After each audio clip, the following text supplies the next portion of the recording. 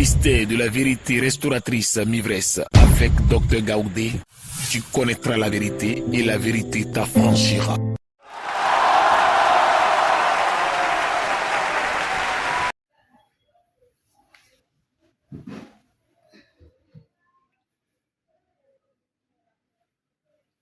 Que le nom de Dieu soit béni. Père, ce matin, voici tes enfants, nous sommes venus encore pour la suite de l'enseignement. Toi qui es la connaissance, toi qui es source de vie, toi qui es la parole, Seigneur, équipe tes enfants que nous sommes dans ce monde de combat. Équipe-nous, enseigne-nous, instruis-nous spirituellement, élève-nous parce que tout commence d'abord par le spirituel, Seigneur. Donne-nous ta parole au nom de Jésus. Amen. Amen. Aujourd'hui, donc, c'est la suite de l'enseignement sur le psaume 91 et qui continue aujourd'hui encore. C'est-à-dire, nous rentrons dans les détails de ce psaume 91, verset par verset, et nous révélons ce que Jésus a donné. Nous disons ce que Jésus nous a révélé à travers cette parole. Alors, dimanche passé, nous étions sur le verset 2. On a déjà fait verset 1, verset 2. Il y en a 16. Mais à un moment donné, ce sera les versets qui se ressemblent vont se regrouper. Amen. Amen. Et donc, la parole qui soutient ce message, c'est le psaume 91. Ce que le psaume 91 dit, c'est ça qui soutient. Pour ceux qui ne connaissent pas le psaume 91, c'est le psaume qui commence par « Celui qui demeure sous l'abri du Très-Haut repose à l'ombre du Tout-Puissant. J'ai dit à l'Éternel, mon refuge et ma forteresse, mon Dieu en qui je me confie. » Voilà, ça c'est ce psaume-là. Donc, allez voir les autres versions, les vidéos qui sont en ligne. Amen. Mais aujourd'hui, nous commençons par le verset 3. On lit le verset 3, Psaume 91, verset 3. Que dit cette parole? Car c'est lui qui te délivre du filet de l'oiseleur. Car c'est lui qui te délivre, c'est lui qui me délivre, c'est lui qui nous délivre, c'est lui qui te délivre du filet de l'oiseleur. De la peste et de ses ravages. De la peste et de ses ravages. Il te couvrira de ses plumes. Il te couvrira ses plumes. Et tu trouveras un refuge sous ses ailes. Et tu trouveras un refuge sous ses ailes. Nous trouverons un refuge sous ses ailes. Je trouverai un refuge sous ses ailes. Sa fidélité est un bouclier et une cuirasse. Voilà, verset 3 seulement. Sa fidélité est un bouclier et une cuirasse. Verset 3 seulement. Hein? Tu as lu le verset 3. 3 et 4. Non, c'est 3 seulement. On lit 3, après on va lire 4. Donc on recommence le verset 3. Il dit, la parole de Dieu dit, car c'est lui, verset 3, car c'est lui qui te délivre du filet de l'oiseleur, de la peste et de ses ravages. Ça c'est le verset 3. Allons-y. Amen. Amen. Alors pourquoi tu dois proclamer ces mots? Quand on a pris le psaume 91, mot à mot, verset par verset, pourquoi tu dois proclamer ces mots? Le Seigneur est capable de te délivrer du filet des sorciers. Quand il dit de filet des l'oiseleur, avant, dans le temps passé, à leur temps, les oiseaux se déplaçaient par bande. Donc, ils ont un filet qu'ils lancent et puis ils prennent les filets, ils prennent les oiseaux. Mais c'est une révélation du Seigneur pour te dire que la sorcellerie aussi a un filet qu'elle lance. Le sorcier a un filet. Alors, c'est lui, il dit, c'est lui qui te délivre du filet des sorciers. Pourquoi? Parce que le filet sera déchiré et toi, tu vas sortir. Il te délivre du filet des sorciers. Amen. Le Seigneur est capable de te délivrer. Il est capable de te délivrer du filet des sorciers qu'il lance pour t'attraper. Le Seigneur est capable de te sauver de ce filet des sorciers. Et c'est pourquoi quand tu proclames cette parole, comme c'est dit, il dit, car c'est lui qui me délivre. Ne dis pas c'est lui qui te délivre. Tu dis, c'est lui qui me délivre du filet de l'oiseleur. C'est Jésus-Christ qui me délivre du filet de l'oiseleur. C'est lui qui me délivre de la maladie et de toutes sortes de maladies. C'est lui qui me délivre. Vous savez, pourquoi on doit proclamer comme ça, de cette manière? Parce qu'il dit, la peste et ses ravages. La peste est une maladie ancienne, elle n'est plus. Mais la parole de Dieu parle de maladie. Amen. Amen. Pourquoi il parle de ça? Parce qu'il y a des maladies migratoires, les maladies qu'on ne voit pas à l'hôpital. C'est-à-dire, tu as mal à la tête. On va à l'hôpital, on fait scanner des têtes, on fait tout, on dit il n'y a rien. Et le mal là descend. Quelques jours après, c'est le mot de ventre. Parce que le mal se promène dans ton corps. Mais en proclamant ce genre de paroles, en proclamant la parole de Dieu localise le mal. La parole de Dieu rattrape le mal dans ses promenades dans ton corps. Il dit, c'est lui qui me délivre de la maladie et de ses ravages. La maladie ravage, la maladie peut détruire tes poumons, détruire ton cœur, détruire ton foie, détruire. Alors les ravages de la maladie s'arrêtent quand tu proclames ces paroles-là. C'est Jésus seul qui est capable de te tirer des maladies et de leurs ravages. Amen. C'est Jésus seul qui est capable de se retirer de ces maladies et de leurs ravages. Les ravages, c'est ce qu'ils font dans ton corps, les destructions qu'ils font dans ton corps, les mauvaises choses qu'ils font dans ton corps qui fait que tu sens le mal et tu cries, aïe, j'ai mal, j'ai mal. C'est le ravage de la maladie. Alors l'Éternel te dit ce matin, c'est lui qui te délivre des maladies et de leurs ravages. Amen. Les sorciers, les féticheurs, et donc nos ennemis nous lancent des maladies. Ils nous lancent des maladies invisibles et qui rentrent dans nos corps deviennent maintenant visibles pour faire le mal. Mais quand on fait des analyses, on ne les voit pas. Mais c'est Jésus seul qui peut le faire. Amen. Amen. Les maladies sont dans nos corps. Leur objectif, c'est nous détruire, le ravage. C'est ce qu'il appelle ravage. Nous détruire là, c'est ce qu'il appelle ravage. Allons au verset 4. Psaume 91, verset 4. On écoute le verset 4 seulement. Il te couvrira de ses plumes. Il te couvrira après ça. Donc, quand il va faire ce travail-là, qu'on vient de décrire dans le verset 3, le Seigneur Jésus, Jésus te couvrira, il dit te couvrira tes plumes. Et tu trouveras un refuge sous ses ailes. On a parlé de refuge au début du psaume. Amen. L'Éternel est un bouclier et une cuirasse. Voilà. Donc, l'Éternel est un bouclier et une cuirasse. Amen. Amen. Verset 4. Dites ce que le Seigneur fait. Dans ta prière, dans ta proclamation, tu dis, ce verset dit ce que le Seigneur est capable et il fait. Les actes protecteurs que le Seigneur a pour toi. C'est ce qu'il décrit dans le verset 4. Il a des actes protecteurs pour toi. Contre les ravages, les filets de la sorcellerie et de la maladie. Le Seigneur a pris ses dispositions déjà contre ces choses. Il dit quoi? Il te couvrira. Amen. Amen. Il te couvrira et cette couverture deviendra un refuge, un abri pour toi. C'est pas qu'il vient te couvrir un moment puis te laisse. Il te couvrira de sorte que cette couverture devienne un abri et devienne un refuge pour toi. Tout ce qu'on lancera contre toi, tout ce qu'on lancera sur toi, vous savez, il y a des choses qu'on n'a pas besoin de voir physiquement. On peut lancer une flèche, on peut lancer des tessons de bouteilles, on peut lancer des pointes dans ton corps, on peut lancer des dents de panthère dans ton corps, on peut lancer n'importe quoi dans ton corps pour faire mal, pour se promener dans ton corps, on peut lancer un serpent dans ton corps, on peut lancer toutes ces choses dans ton corps. Mais il dit, il te couvrira de ses plumes et tu trouveras un refuge sous ses ailes. Amen. Amen. Et tout ce qu'on lancera là, c'est-à-dire que ta couverture est là, et tout ce qu'on lancera, ça va taper, ça va tomber. Ça ne te touchera pas. Tout ce qu'on va te lancer ne te touchera pas. Amen. Amen. Jésus est fidèle dans ses actions.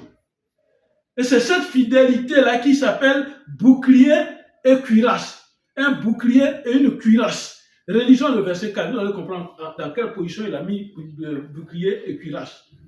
Le verset 4. Sa fidélité est un bouclier et une cuirasse. Il dit sa fidélité est un bouclier et une cuirasse. Amen.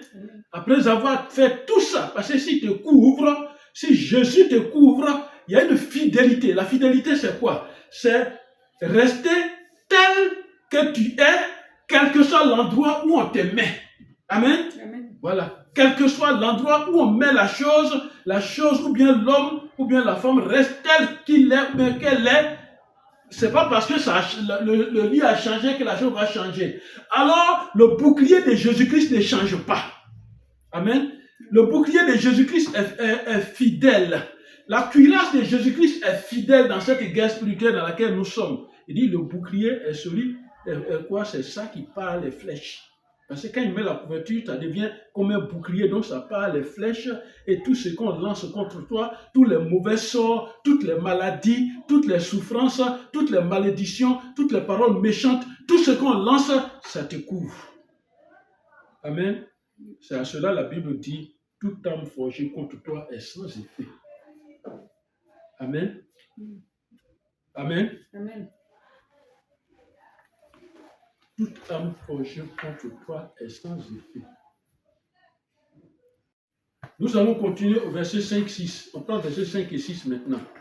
Verset 5 et 6. Que dit la parole de Dieu?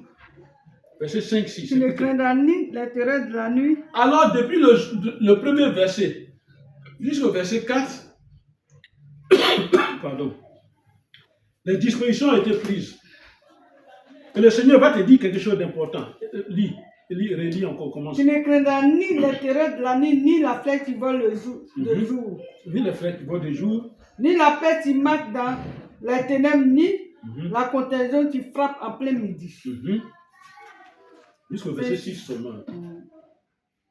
Amen. Tu ne craindras ni les terreurs de la nuit, ni la flèche qui vole de jour, ni la peste qui marche dans les ténèbres, ni la contagion qui frappe en plein midi. Amen. Amen. Voilà, donc au verset 5 et 6, voilà ce que le Seigneur nous dit. Voilà ce que le Seigneur nous dit. Il dit d'abord, tu ne craindras ni. Quand on est chrétien, il faut enlever la peur. Il ne faut pas craindre. Pourquoi? Parce qu'il dit, celui qui est en nous est plus grand que celui qui est dans le monde. Et ceux qui sont avec nous sont en plus grand nombre que ceux qui sont dans le monde. Il ne faut pas avoir peur. C'est pourquoi il insiste dessus. Tu ne craindras. Il ne faut pas craindre. Amen. Il ne faut pas craindre parce qu'il y a une forte promesse qui a été faite, qui est faite maintenant dans cette parole. Il ne faut pas craindre. Dieu ne t'abandonnera pas. Jésus ne t'abandonnera pas dans ce combat. Dans la vallée de l'homme de la mort, il est toujours avec toi. Il ne t'abandonnera pas. Vous savez, ce qui fatigue les chrétiens et que nous sommes, c'est la peur, la crainte. La peur. On a peur, on craint. J'ai des vidéos en ligne sur la peur. Mais de quoi avons-nous généralement peur? Les terreurs de la nuit. C'est-à-dire les œuvres des ténèbres la nuit. Tu peux être seul dans ta maison et puis il y a des bruits et tu ne vois personne. Des casseroles qui se déplacent, des chaises qui bougent, tu ne vois personne. Des terreurs de la nuit parce que c'est les stratégies des ténèbres ça. Te fait peur. Et quand tu as peur, tu n'as plus de pouvoir, tu n'as plus de puissance. Tu n'as plus de possibilité, tu n'es plus capable de quoi que ce soit parce que tu deviens faible. Et c'est pourquoi il commence d'abord, il dit, ne crains point. Ne crains pas les terreurs de la nuit. Les terreurs de la nuit. Donc le diable a cette stratégie de te faire peur au maximum pour créer une porte d'entrée et frapper fort. Ça, c'est son travail, ça. Il crée une porte d'entrée parce qu'il cherche. Alors, à ce moment où tu as peur, c'est là, tu deviens faible et la porte s'ouvre. Alors, quand la porte s'ouvre, regarde ce que le Seigneur va révéler. Il dit, les flèches que l'ennemi lance et qui volent de jour. C'est ça pour atteindre leur objectif. Les flèches que l'ennemi lance. Les flèches qu'il lance, que l'ennemi lance. Les flèches qui volent de jour. C'est-à-dire la nuit, le jour, tu ne les vois pas. Ce qu'on lance la nuit, tu ne vois pas. Ça vole, ça vient. Mais où es-tu pour que ces flèches-là ne t'atteignent pas? Parce que c'est l'objectif du diable, ça. Le diable veut atteindre cet objectif-là. C'est pourquoi il te dit, l'objectif de ces flèches, de ces attaques-là. Amen. Amen. L'objectif de ces attaques-là, c'est toi. Et c'est pourquoi Jésus te dit, ne crains pas les maladies mystiques des ténèbres. Ne crains pas les contagions les contagions, les maladies ténébreuses, ne les crains pas. Amen.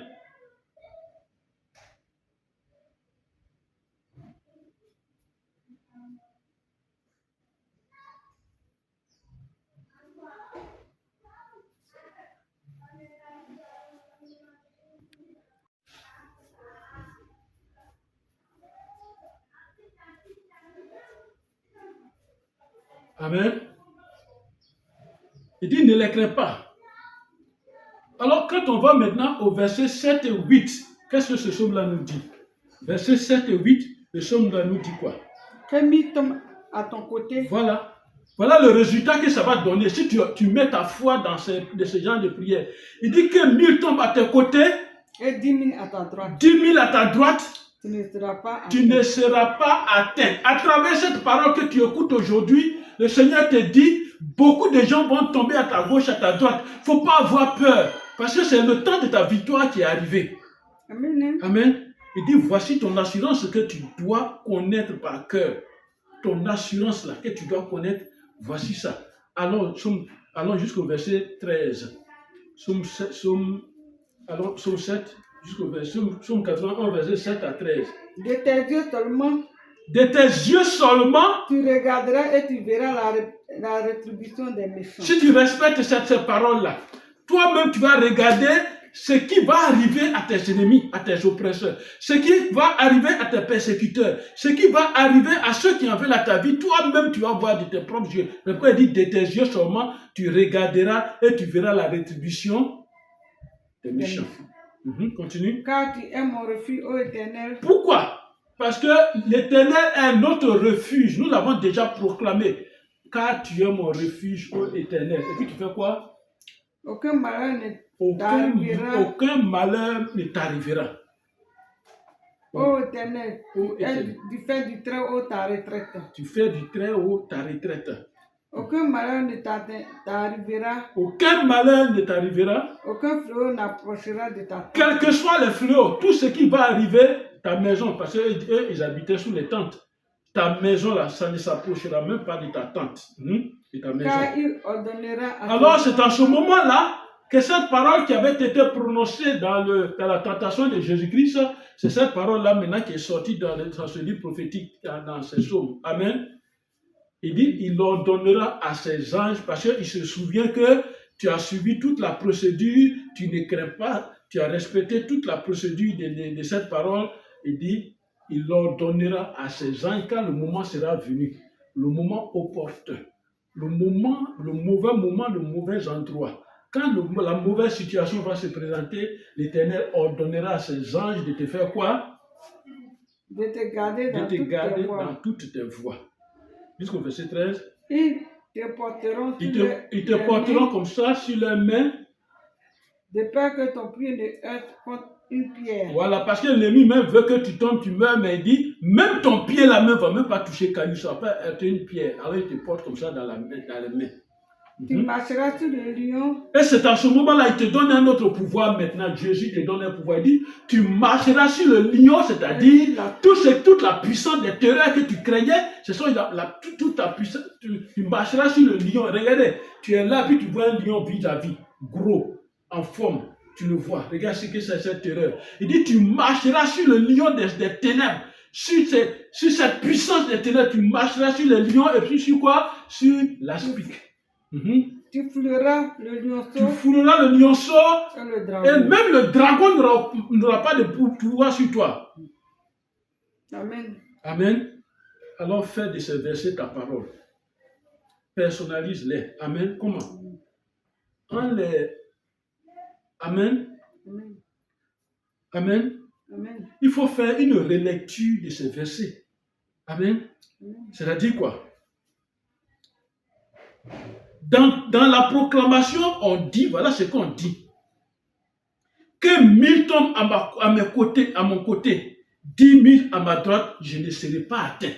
C'est cette façon de refuser dans sa prière, ça. Que 1000 tombent à mon côté, même si on dit dans mon village, ça tue, ça tombe. Si on dit dans ma région, ça tombe. Il y a toujours les sorciers tuent. Que 1000 tombent à mon côté, 10 000 à ma droite, moi je ne serai pas atteint. Au nom de Jésus. Amen. Verset 14-16. Verset 14-16. Amen. Verset Puisqu'il 14. m'aime, Puisqu'il m'aime, je le délivrerai. je le délivrerai. Je le protégerai, Mhm, puisque tu connais mon nom. mhm. Il m'invoquera Il m'invoquera et je lui et répondrai. je lui répondrai. Je serai avec lui Je serai avec lui dans la détresse. dans la détresse, Je le délivrerai je le délivrerai et je le glorifierai. et je le glorifierai. Amen. Je le rassasierai de longs Je jours le rassasierai de longs jours. et je lui ferai voir Mon mon salut. salut. Amen. Amen. Voilà donc le résultat, la grande promesse de l'Éternel dans ce psaume-là. C'est ce que l'Éternel visait en nous faisant parcourir ce psaume, verset 14 à 14, verset 14 à 16. Avant de faire aussi cette proclamation, il faut dire ainsi parle l'Éternel. Ainsi parle l'Éternel. Regardez au verset 14 de ce psaume. Ainsi parle l'Éternel. Puisqu'il m'aime, c'est Jésus qui parle, c'est l'Éternel qui parle. Puisqu'il m'aime, je le délivrerai. Je le protégerai, puisqu'il connaît mon nom. Il m'invoquera, c'est-à-dire toi tu vas l'invoquer. Je l'invoquerai et lui, il répondra. Amen. Il sera avec moi dans toutes mes détresses, dans toute la détresse, il sera avec moi. Et me fera voir son salut. Il faut faire aussi de ces versets ta parole. C'est comme ça qu'on utilise la parole de Dieu. Fais de ça ta parole. Là où on dit tais-toi, tu dis moi. Là où on dit il, faut dire moi. Là où on dit nous, il faut dire moi. Fais de ça ta parole. Et tu vas voir la gloire de Dieu se manifester. Amen. Amen. Alors voilà le psaume que nous avons parcouru depuis le verset 1 jusqu'au verset 16. C'est-à-dire il y a 16 versets dedans. Alors pour conclure. Dans ce psaume 91, que veut faire le Seigneur? Ta délivrance. Ta protection.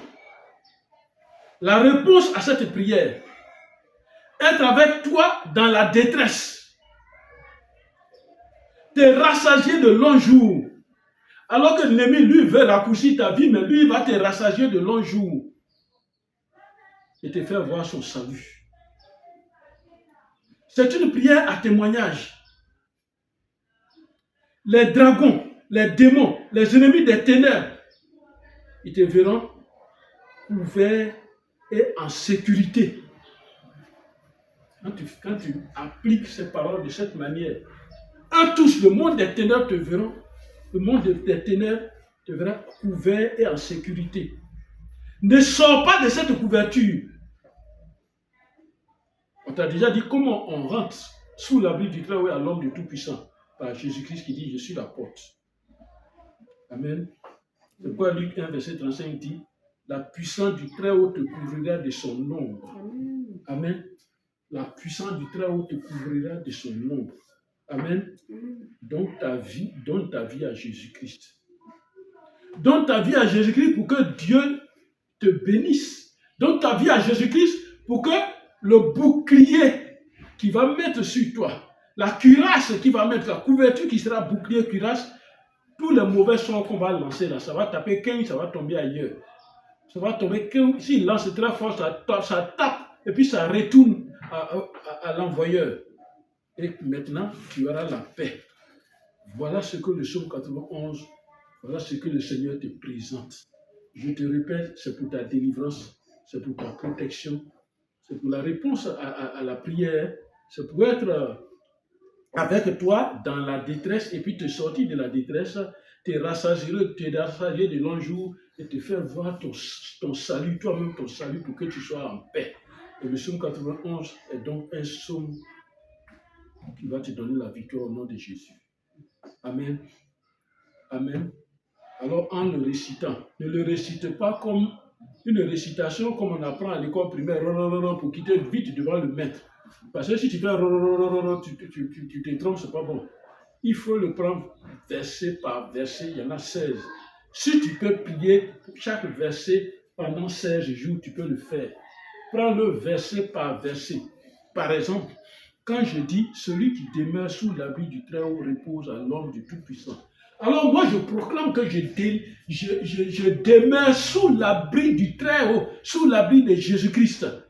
Et à l'ombre de Jésus-Christ, alors personne ne doit me toucher, personne ne me touchera, personne ne mettra la main sur moi. Et je crois en cela parce que j'ai la foi dans la parole de Dieu, j'ai la foi en Jésus-Christ. Que Jésus te bénisse, que Jésus t'accorde cette protection, qu'il t'accorde la victoire dans tout ce que tu feras, et que sa main de gloire, de victoire, de vie soit sur toi. Au nom de Jésus, Amen. Amen.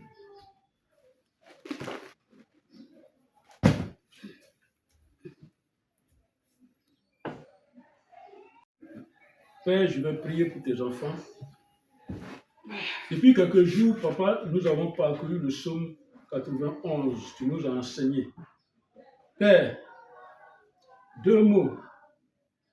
Refuge, forteresse. Papa. Et Jésus est venu dire, il est la porte. Je suis la porte des brebis. Père, ce matin, tes enfants ont écouté, depuis quelques jours, ont écouté ce message, cet enseignement. Papa, mets-les sous l'abri du Très-Haut et à l'ombre du Tout-Puissant que tu es, afin que personne ne mette la main sur qui que ce soit au nom de Jésus. Amen. Et que tous les mauvais sorts, tout ce qu'on va lancer, ne les atteigne point au nom de Jésus. Amen. Et que l'ennemi même se rende compte et dise, mais qu'est-ce qui te protège? Qu'est-ce qui fait que je n'arrive pas à t'avoir? Que la gloire de l'Éternel soit sur toi qui as suivi cet enseignement au nom de Jésus. Amen. Et que tous les mauvais sorts retournent à l'envoyeur parce que ça touche ta couverture et retourne à l'envoyeur au nom de Jésus. Amen. Manifeste ta présence, Seigneur, ta présence protectrice sur tes enfants. Au nom de Jésus. Amen. Amen. Merci, Seigneur.